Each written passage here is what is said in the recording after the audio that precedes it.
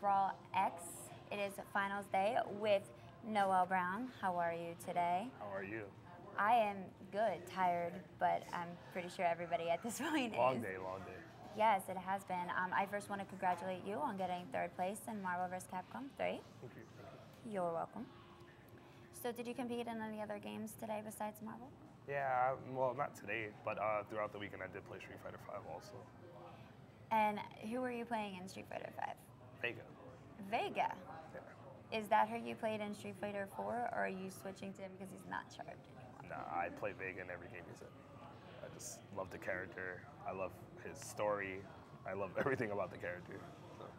Do you think that he's better now that he's not charged anymore? I just think that he's better in general. All his flaws he had in any other game are all like diminished in this game. I feel like he's probably, if not the best character, at least the second best character in the game. As compared to who? Maybe Chun above him. Chun? I will put her. Maybe. A lot of people seem to think Rashid is actually on the top list. I haven't really played too many Rashids, and then when I do, I usually beat them. So maybe I just don't get to see him at the highest level, so I can't really like opinionate on him as a character.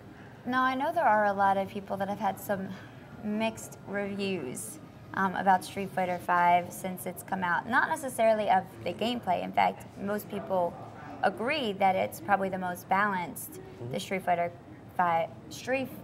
game has been ever. But people are kind of saying that they think the game is bad because, you know, there's a lack in the story mode and there's a lack in challenge mode and different features. And what's your view on that? Well, me as a competitive player, I don't really mind because I don't really do any of that stuff anyways. But like I can see me as a casual like kid, like being like 9, 10 years old, and then, you know, my mom buys me this game, and like I'm done with the game in 30 minutes. You know, I don't go online to play or play with my friends. You know, so like I don't really get any content, and it'll make me like try to stray away from like future fighting games made by Capcom. Like if I was just a casual player, so I think it actually hurts the people coming in, like because you're gonna be a casual player first before you're a competitor. Most of the time you buy the game and then you're like, oh, hey, like, and then you might hear from a friend or something that there's tournaments, and then that's how you get into the scene. Right. But like, you might stop playing within like the first week because there's no content. So you're not gonna hear about like, oh, there's this and this and this. Or even if you do, you're just gonna be like, well, I don't wanna play that game or whatever. It's just gonna like be like a turn off for like most people outside that don't know about this community and stuff like that. So you're not sure it would even matter necessarily that Capcom even announced in the beginning, and we knew months in advance that we weren't going to have it right away because some of those players might not have necessarily known that Capcom said it's coming in a few months. Yeah, I actually didn't even know Capcom announced it ahead of time, to be honest. Really? Yeah, I wasn't one of the people that actually kept up with the game. I never played any betas or anything. I just waited for the game to come out.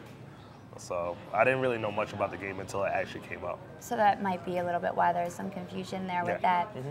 So I'm going to take it back a little bit here, and I'm going to ask you kind of almost about your history with gaming. When did you start playing video games, fighting games in particular, and what inspired you to want to be a part of the fighting game community and start competing, and why Marvel? Well, I started competitive gaming in 2002. So over 10 years ago, my first competitive fighting game was actually Super Smash Bros. Melee. So I played that for like, I want to say about like 6 years. Really? And I only did well in like one big tournament. It was like an MLG or something. I did okay. And what made me switch over to like, you know, the main, like I want to say the Capcom fighting games was, I started going to Chinatown Fair, and then I ended up meeting Justin, who's now my best friend, Justin Wong. So he just kept like, hey, like, why are you playing this game or whatever? And then it was just, he didn't want me to play Smash. Not necessarily didn't want me to play, but he didn't want to play with me. So I had nobody to really practice with. And those were the games he played because we were roommates. So he's like, well, I'm not going to play that game. So if you want to play games with me, you have to play like these games. So I'm just like, yeah, you're right. And then once I got more into like this scene, because I want to say Smash is a fighting game, but they have their own community, their own scene.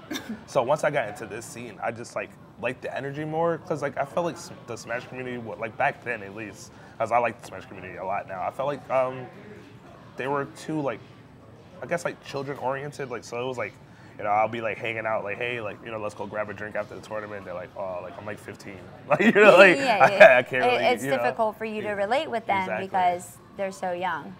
So I felt the FGC for me was just a better fit at the time. So that's how I got into like the FGC as opposed to the Smash community. The transition. So Justin Wong was the real person that kind of almost pushed you towards that scene. Yeah, for the most part. So there was a period of time where you weren't really placing. I saw you at tournaments. You were definitely coming out and you were still competing. But then all of a sudden in this last year, you started to place again and you've really been making a rise, especially in Marvel. What was the was there something that kind of like happened that caused that kind of transition for you to suddenly start to? Well, first I'll touch on why I stopped placing. So I moved out of New York, and the competition in New York is really fierce. I get to play a lot of good people on a regular basis. And I moved to Florida, and the competition. I lived in Orlando. The competition, I don't want to say they're bad. They're just like I want to say they're like really far behind as far as like technology and then just like game mechanics and like the way they think in general. So I lived there for 2 years, and then I would play in their tournaments, and I would win every week, and I would win with different teams, and I would like even win like Street Fighter sometimes, and I would just get bored, and I'm just like, you know, I'm winning like all this effortlessly. I'm not getting any better. I'm not improving. So I would win, and I would play autopilot. I wouldn't even think. I would just like, you know, run a cycle. Like, oh, I'm gonna run X pattern on this person. I'm gonna run this pattern on this person. And then I would go to majors and I would do the same thing in my head. I'm like, well, I'm gonna do this to Justin, and then like, I'm not gonna stray away from this, and then I'll play him, and then I lose 3-0 because I'm not even trying to think, you know? So it caused me to be a worse player because like, I didn't have to really try hard to win down there. But then once I moved back up here last year, I actually moved back up here 2 years ago. That's when I actually started getting to play, you know, better people more of like my caliber, and it helped me get better and like start placing again. So you wanted that challenge because by playing somebody that challenges you, you're able to improve a lot better because.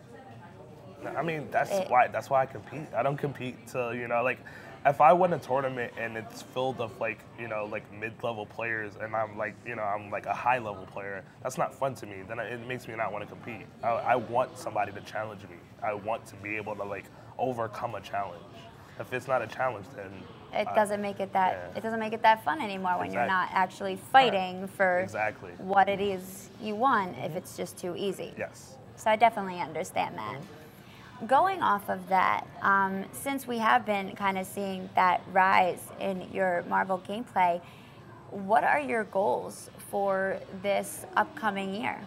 Well, I want to win another Marvel major. I've won at least one Marvel major a year for the past 3 years, so I definitely need to win one this year, at least.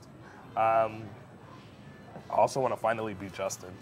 I want to beat him in Street Fighter though. I want to beat him in Street Fighter 5. I don't want to beat him in Street Fighter. Okay. I don't want to beat him in Marvel. I want to outplay him. That's what I want to be able to say. I outplay Justin. I definitely want to qualify for a Capcom Pro Tour. I am actually really surprised I even got third today in Marvel because I literally have only been playing Street Fighter 5. I haven't been playing Marvel for the past month, and I guess it was just instincts kicking in, and I was able to play so well. So qualifying for Capcom Pro Tour is my biggest goal, other than winning EVO, which is my goal every year. Seems to be everybody's goal. Yeah. Everybody wants to win EVO. Yeah.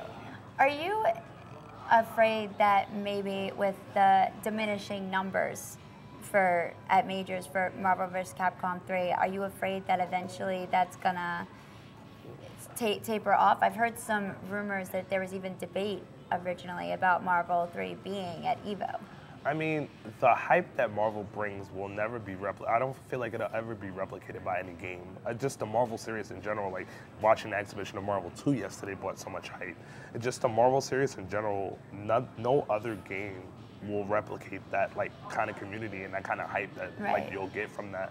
So, I'm not really scared because now, even with the lower numbers, the cream has risen. So like the players that still play are all good. Like when you're in pools, your first match is against somebody good. Your second match is against somebody good. Your third match, you know, you're not just playing like, mediocre players throughout the whole tournament until you get to top 32, and then you play with good people. Like so it's every a challenge for every everybody. match is a good match.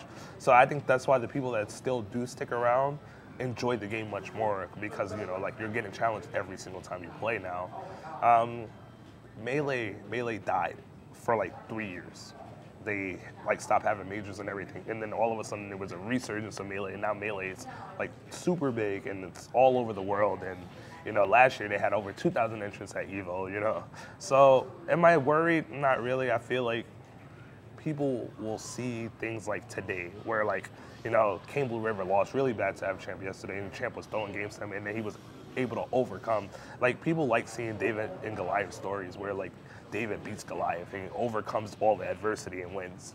And like Marvel brings that because it lets people it lets normal players be able to compete with higher players because of the mechanics of the game, like because of like Phoenix and Virgil and X Factor in general. So the mechanics of Marvel essentially allow players to have the opportunity to beat, say, pro players that might be better than them. Yeah, because and give them that opportunity. If you're not on your game, you can be caught just like Champ got caught today. Yeah, I mean that was pretty surprising. I don't think anybody was honestly expecting that.